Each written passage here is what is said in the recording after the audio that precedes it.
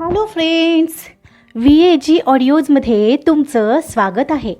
मी वैशाली तुमच्यासाठी घेऊन आली आहे ट्रू ब्युटी ऑफ लवचा पुढचा भाग. चला सुरुवात करूया. ट्रू ब्युटी ऑफ लव भाग 61. सर्वांचं लंच झालं आणि अजूनही मूवीसाठी 1 तास तरी होता. अजून 1 तास आहे यार, तोपर्यंत काय करायचं? त्यात काय करायचं आहे, मॉलमध्ये आहोत आपण, चला फिरून येऊया. वैजू म्हणाली, हो ही बेस्ट आयडिया आहे. शुभ्रा म्हणाली आणि इकडे मीरा आणि शंतनू मात्र एकमेकांकडे पाहत होते. चला तर, सिद्धार्थ म्हणाला. हो, एक काम करू, सगळे बरोबर 3 वाजता इथं येऊ. शंतनू म्हणाला. सगळे म्हणजे आपण सोबतच असणार ना? ओहो शुभ्रा, समजने की कोशिश कर, त्याला मीरासोबत फिरायचं असेल. वैजू शंतनू आणि मीराकडे तिरकस पाहत बोलली. ओहो, माझ्या लक्षातच नाही आलं. शुभ्रा जीभ चावत म्हणाली. हो चल बाई शुभ्रा, यांना तर एकटं फिरायचंय. भेटू मग बरोबर 3 वाजता. एन्जॉय मीरा. अगं काही काय, ती शंतनूला ओशाळून पाहत म्हणाली. इट्स ओके मीरा, चलता है म्हणत त्या दोघी पुढे गेल्या आणि पाठोपाठ शंतनू आणि मीराकडे हसत हात हलवत सायलीही त्यांच्यासोबत निघून गेली. आता काय, मीही फिरतो एकटा, सिद्धार्थ त्या दोघांना म्हणाला आणि जायला वळला. अरे काय शंतनू, गेलो असतो ना सर्वांसोबत. मीरा, पुन्हा कधी भेटणार आहोत माहीत नाही आहे. आजचा दिवस सोबत राहूया ना, मला तुझ्याशी खूप बोलायचं आहे. तू काय पुन्हा मूवी झाला की लगेच निघून जाशील? अरे तूच तर सोडणार आहेस. तुझ्यामुळे मी आज सायकल आणली नाही आहे, माहिती आहे ना? अगं तरीही बाईकवर जाताना आपण थोडीच बोलणार आहोत. बरं चल जाऊया. तो मीराजवळ आला आणि त्याने त्याचा हाताचा कोपरा तिच्या समोर केला. त्याच्या पुढे केलेल्या हातात तिने तिचा हाताचा विळखा घातला आणि दोघं एका कपलसारखे फिरू लागले. मग मीरा, सुट्टीत भेटशील ना? बघू, ती मुद्दामच म्हणाली. बघू म्हणजे? मीरा, तू मला मिस नाही करणार? तुला भेटावंही नाही वाटणार आहे का? अरे नाही रे. नाही? अरे तसं नाही रे, म्हणजे असं आवर्जून नाही भेटू शकणार, पण जेव्हा ते माझं काम वगैरे असेल तेव्हा जमल्यास ट्राय करेन तुला भेटण्याचा. कसलं काम गं? अरे ते नाही का मिकी माऊसवालं. ओ हां, ए मीरा, तू दुसरं काही का काम नाही करत? तू हा मेकअप करतेस तेव्हा इतकी काही वाईट दिसत नाही. तुला कुठंही दुसरं काम मिळेल. पण दुसरं कसलं काम करणार मी? अगं दुसरं म्हणजे पार्ट टाईम जॉब मिळाला तर बघ ना, असे जॉब असतात फ्रेशर्ससाठी. इट्स नाईस आयडिया, पण असं काम मिळेल मला? बघ ना ट्राय करून, म्हणजे मला त्या निमित्ताने रोज भेटशील तरी. असं बोलतानाही त्याचे डोळे चमकले. ओ त्यासाठी म्हणत आहेस तर? ती हसू लागली. हो त्यासाठीच म्हणतोय, कारण कॉलेज सुरू होईपर्यंत तुला न भेटता राहायचं या विचाराने मला आत्ताच अस्वस्थ वाटतंय मीरा. तो चालता चालता एकाएकी थांबला आणि तिला पाहतच म्हणाला. अरे पण, ती गंभीर होत म्हणाली. विचार कर ना मीरा, आपण कॉलेजच्या निमित्ताने रोज सोबत असतो, निदान समोर तरी असतो एकमेकांच्या. तुला नाही का वाटणार काही? तो तिच्या डोळ्यात पाहत म्हणत होता आणि तिनं ती अस्वस्थता हेरून नजर भलतीकडे वळवत केस मागे घेतले. थोडा वेळ शांतच झालेली ती. तिच्याही डोळ्यात तीच चिंता सरळ सरळ दिसत होती. मला माहिती आहे तुलाही तीच अस्वस्थता वाटते, हो ना? ती त्याच्याकडे पाहत मान हलवत म्हणाली. मग डन ना? हो, पण अरे आधी पाहू तर दे मला असा जॉब. ती हसली.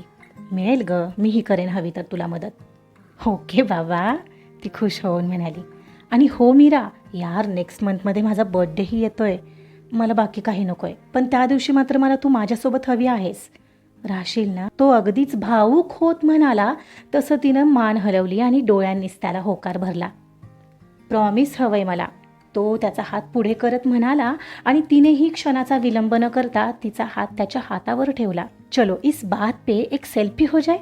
तेवढीच एक आठवण, शंतनू म्हणाला आणि मग दोघंही काही सेल्फी एकमेकांसोबत घेऊ लागले. तो सेल्फीसाठी तिच्या गालाला गाल लावत जवळ आलेला. त्या तेवढ्याशा स्पर्शानेही ती शहारली. 4-5 सेल्फी घेऊन मग दोघे पुन्हा फिरू लागले. 1 तास असाच इकडे तिकडे फिरत कधी कोणत्या शॉपमध्ये काहीही घ्यायचं नसताना फेरफटका मारत मीरा आणि शंतनू फिरत होते.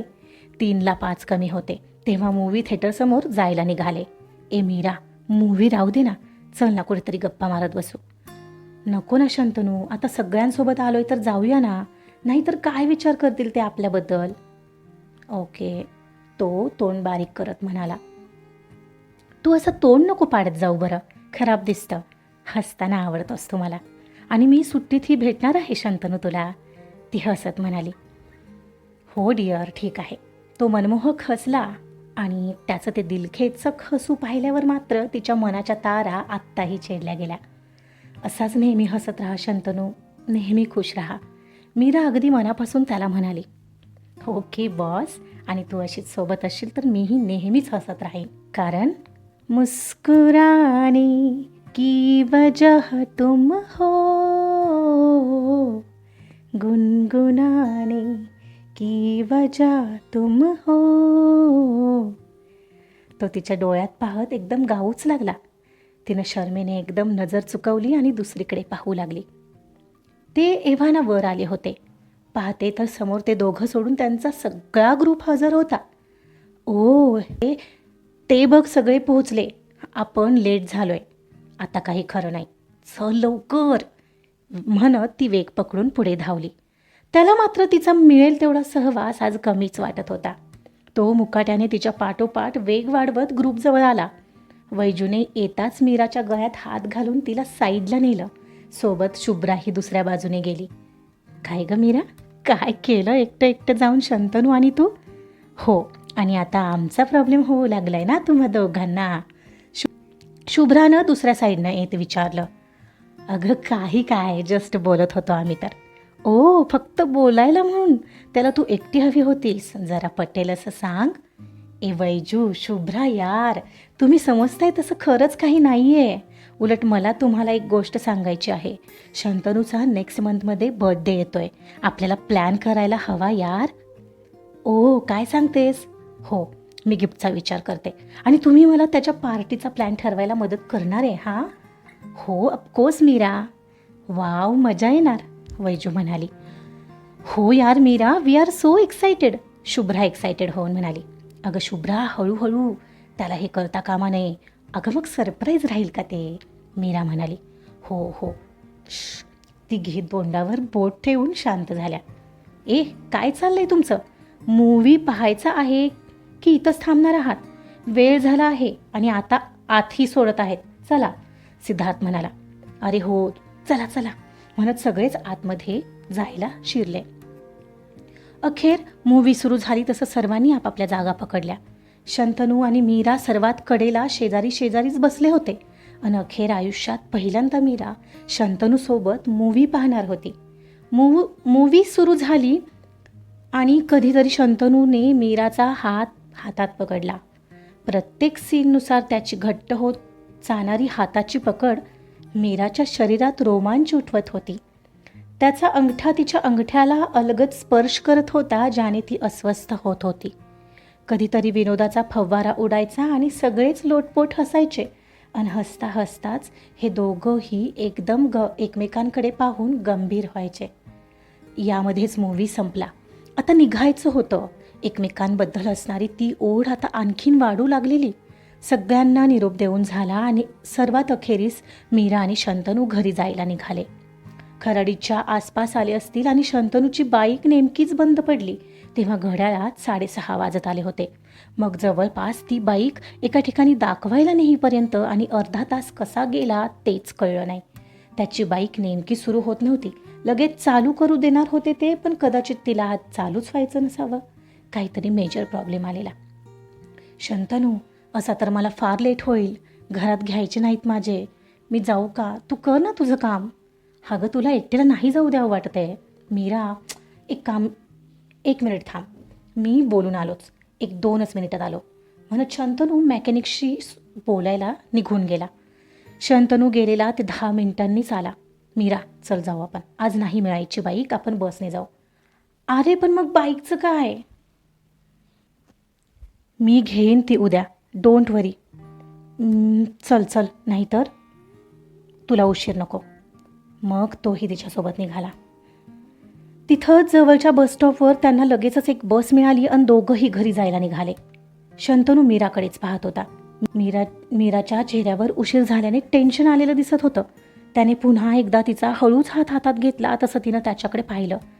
सॉरी ना मीरा, तुला माझ्यामुळे उशीर झाला. ठीक आहे रे, त्यासाठी नाही मला काळजी वाटत. माहीत नाही का कसली तरी भीती वाटते आज. डोंट वरी मीरा, काही नाही होणार. तू अगदी लवकर घरी पोहोचशील. तिने मान हलवली. आणि काय सांगावं, कदाचित देवालाही वाटत असेल आपण एकमेकांसोबत वेळ घालवावा, म्हणून देवाने आपल्याला संधी दिली असेल. तो तिच्या कानाजवळ येत बोलला. काहीही हा शंतनू. तिने त्याच्या हातावर फटका मारला आणि खळखळून हसू लागली. तिचं ते हास्य पाहून त्याच्याही चेहऱ्यावर नकळत हास्य पसरलं. कुठून तरी कानावर गाणं पडत होतं. धडकन ये कहती है दिल तेरे बिन धडके ना, एक तू ही यार मेरा मुझको क्या दुनिया से लेना. नकळत मीराकडेच लक्ष जात होतं शंतनूचं. आणि एवढ्यात कल्याणी नगरचा स्टॉप गेल्याचं मीराला दिसलं. शंतनू, अरे तुझा स्टॉप गेला. असू दे, मी तुला सोडून येईन माघारी. अरे कशाला, मी गेले असते ना. मला यायचं आहे आज तुला सोडायला. तुला काही प्रॉब्लेम आहे? त्याच्या या वाक्यावर तिच्या गालात अगदीच ब्राईट स्माईल आलं. ती काचेतून बाहेर पाहू लागली. त्याच्यासोबतचं हे प्रत्येक फिलिंग कायम सोबत असावं असंच तिचं मन तिला सांगत होतं. दोघंही एकमेकांचा सहवास एन्जॉय करत होते. आज दोघंही एकमेकांच्या सोबत खुश होते. अखेरीस मीराचा स्टॉप आला आणि दोघंही बसमधून उतरले. तिला निरोप दिला आणि शंतनू त्याची बस पकडायला आला. मीरा मनातून खुश होती, तरीही घराच्या ओढीने तिची पावलं भराभर पडत होती. काही वेळ चालल्यावर तिचं घर आलं. घराच्या समोर आली असेल आणि आता सँडल काढायचा तर आतमधून रडण्यासारखा आवाज येत होता. क्षणभर स्वराच रडत आहे असा. पण नीट लक्ष दिल्यावर तिच्या लक्षात आलं तो आईचा आवाज होता. तिला एकदम धक्काच बसल्यासारखं झालं. आई का रडते? तेवढ्यात बाबांचा तावातावाने आईला बडबड करण्याचा आवाज येऊ लागला.